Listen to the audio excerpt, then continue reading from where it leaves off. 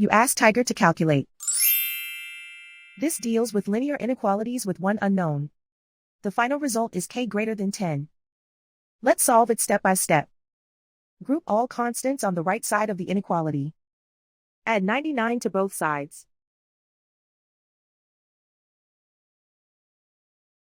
Simplify the arithmetic.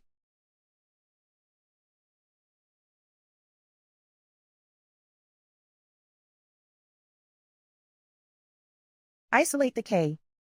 Divide both sides by 2.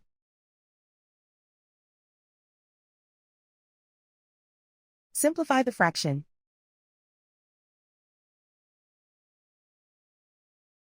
Find the greatest common factor of the numerator and denominator.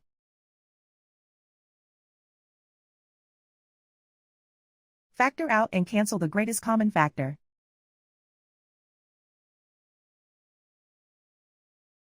Plot the solution on a coordinate grid. And so the final result is k greater than 10.